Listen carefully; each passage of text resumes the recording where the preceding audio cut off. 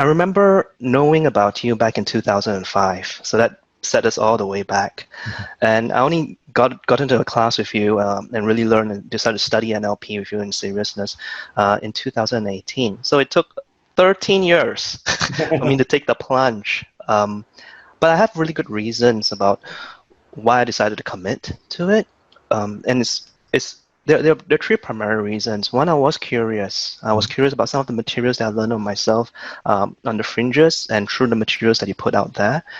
And I had that. It was certainly a fascinating subject because it's an area of personal development and self-improvement. And some people use certain aspects of NLP, and others don't use it at all, but they claim that it's NLP.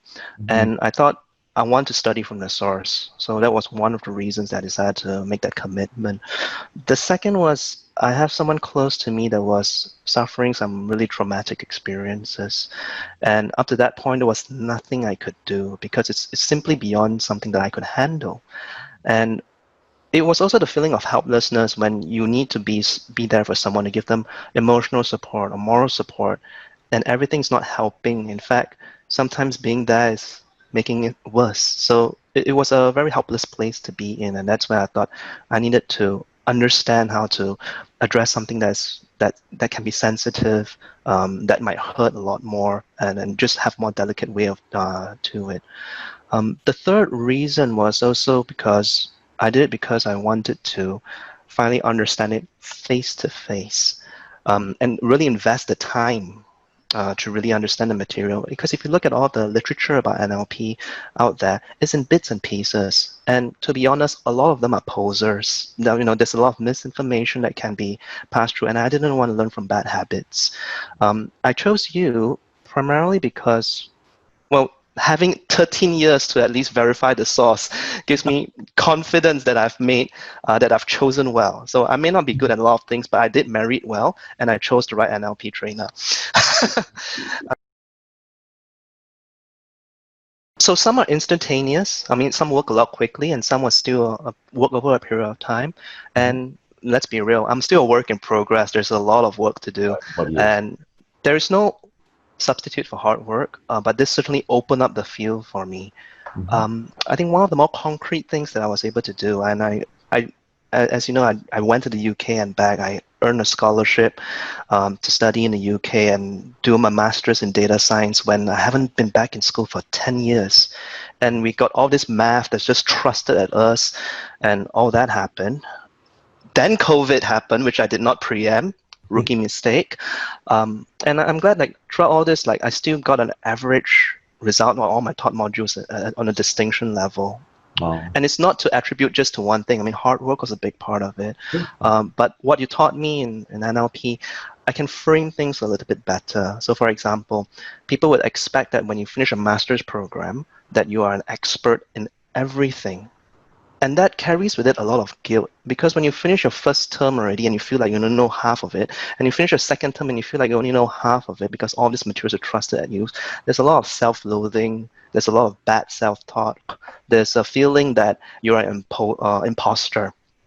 And what I've learned from this experience to help me let go a lot of that shame, if I may put it that way, and all that negative self-talk, is to frame it. To me, in my master's program, my journey was an initiation into a new career. So it doesn't matter that I don't have everything, but it was a new practice, it was a new way of approaching new material that would set me up for a career ahead of me. And that helps. So it's not my problem, and there will never be an end to learning, right? And that's a good attitude to have. So framing it was really helpful. It was also a very stressful period of my time because I was away from my wife. I had to manage things over there. COVID happened. And learning NLP helped me to identify what are resourceful states. Let me give you an example. I'm a worrier by nature. Some people are warriors. Some people are worriers. I'm both up. Now, and during the most stressful time of my life there, trying to understand all this material and, meeting deadlines and trying to crunch it all through a brain, it was so stressful that I ended up listening to Christmas music in the middle of October just to calm myself down. And then I noticed, you know what? This is a resourceful state. Listening to Christmas music when Michael Bublé was like, just singing his tune in that comfortable tone, one octave lower, was really helpful for me to just stay calm and centered so I can do what I need to do. And I've recognized the state. I've seen that pattern of excellence in me, and I just have to sing the tune in my head. So it really annoys my colleagues when I sing a Christmas song when it's February, but it helps. And as we all say, every master's student or postgrad student is like a swan. They look graceful on the outside, but they're just waddling away underneath. Well, I feel a little bit more like a swan rather than an ugly duckling during the time when I finished my master's, in process of completing. So that was one example. I was also surprised that my work has improved. It helped me in my own professional work. I'll give you an example. So I was a business analyst, and a lot of things that we have to do as a business analyst is ask a lot of questions and get requirements and things like that. And one thing I learned from you in NLP, which is the meta model, it helped me to clarify a lot of outcomes for my stakeholders in ways that most other business analysts could not, because they're just not exposed to this kind of material and thinking. It helped me ask a lot of good questions in lectures in class. I ask a lot of questions in class, but I don't annoy any of my classmates, because the thing that I was asking was helping them master the material. And it really requires some introspection on how you're going to frame the question when you put it across in a way that everybody can relate. So that really helped me to gain some of the intuition of some of the finer materials that are very abstract, and help it make it more relatable. So it helps the critical thinking as well. I have used things like the Milton model in NLP to write sales copy and messages in the past, but I also use it for storytelling. I did not tell you about this, but I picked up a little bit of poetry during this time in COVID. Me, the poet. Yeah. So, thou shall know that writing poetry is actually one of the most classical examples of the Milton model, when you can actually relate experiences and have it projected through to other people, and they paint a full picture for themselves using their own experiences, colored by their own history. And it's just an art form that keeps giving. I have used something that is also more concrete that you taught in NLP and during the actual exercise, and I'm so glad that you had an exercise and you put in the time to let us practice this. One thing I learned from parts integration is that I was actually able to help people through a very emotional conflict or traumatic experience. And throughout that, I was able to work on my rapport as well, to be present for the person. Now, the thing about mental health is that you don't go about trying to be a hero and trying to save the world about this, right? That was not my intent, but it gave me enough of a window to at least suggest to another person to seek qualified help. Right? That's a very big task on its own to someone that is suffering. And thankfully, this helped to turn things around. And even if you're a caretaker, taking care of someone, you need to be present, or you're just giving emotional support, all these ingredients that you shared in NLP helps to build that language. If you ever listen to someone who is a master practitioner, not in title, but a master in how they practice NLP or hypnotherapy, you can listen to them for days. You feel very comfortable, and I get to have a glimpse of that. Yeah. There was also, and I did try this because I wanted. We did like a smoking cessation exercise in class before, and I tried this on one of my colleagues. The first thing I had to tell them is first of all, do you want to quit smoking? Because if the answer is no, I'm not going to help you. You might just blame me for helping you, ruin your habit, which if you realize there's some tricky things I did over there. But I was quite curious, how would this play out over a conference call? Because I'm not in person, face-to-face with this person. I had to do it over Skype. And the result of it was this person, a colleague of mine, who had years of chain smoking habit. Okay, you don't undo all that in a single day. But in that one session, he went from 2 packs to 1 pack. That speaks volumes to me. Of course, it's different from person to person, but for that person, it meant a lot. Finally, I guess on my own personal side, I've used the swish pattern, or it's not a swish pattern, but the swish technique to set up some habits. And I'm always a work in progress. Sometimes I get more feedback than where I wish I had success, but it really did open up a different world of how I can solve problems. So that's to be brief, but I wanted to give you some real examples of how it actually helped improve my life. Different in a harder sense. So it won't be as smooth as it was. I think certain problems will have to be solved, but I think it'll bring with it a lot of anguish, a lot of emotional baggage, a lot of pain, if I put it that way. That's probably unnecessary. Yeah. Some of these tools that I was able to use have to smoothen out, conflicts in my life. And when things are all good, you don't remember them. But when it becomes bad, then you realize that, I have taken a lot for granted. First of all, I want to scare a group of people that I think should never be associated with you. If you don't have an ethical bone in your body, you should not come here. First and foremost, all right?